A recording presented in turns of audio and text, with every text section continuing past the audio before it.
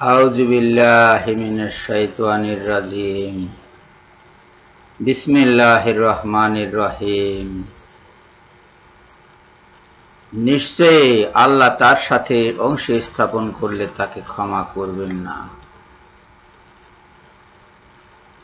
আল্লাহ অন্য সমস্ত গুনাহ ক্ষমা করতে পারেন যদি তিনি ইচ্ছা করেন, কিন্তু অংশ স্থাপন করলে তাকে কখনো ক্ষমা করা হবে না।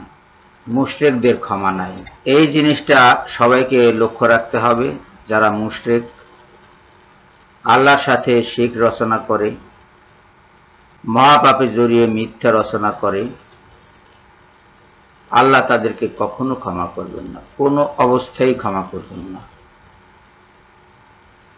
হ্যাঁ, যদি তওবা করে ফিরে আসে, সেই শিরক পরিহার করে, পরিত্যাগ করে, তাহলে তার শিরক থাকলো না, সেক্ষেত্রে সে ক্ষমা পাবে, অন্যথায় ক্ষমা পাবে না। সূরা নিসার এই ৪৮ নম্বর আয়াতটি আমাদের অত্যন্ত যত্ন সহকারে মনে রাখতে হবে এবং এই ব্যাপারে আমল করতে হবে, যাতে কখনো আমাদের দ্বারা কোনো প্রকার শিরক না হয়ে যায়। এখানে একটি পাদটীকা আছে। পাদটীকাটি হলো আনাস রাদিয়াল্লাহু তাআলা আনহু সূত্রে বর্ণিত।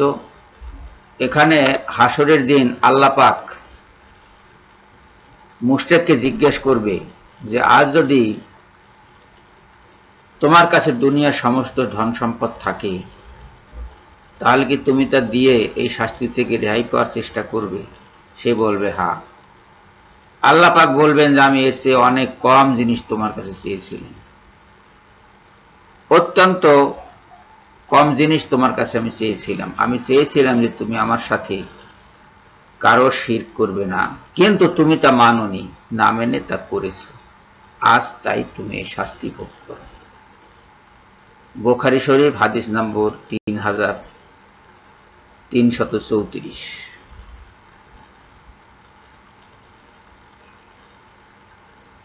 বন্ধুগণ, সবাইকে সালাম ও শুভেচ্ছা জানিয়ে এখনকার মতো বিদায় হচ্ছি। আল্লাহ হাফেজ।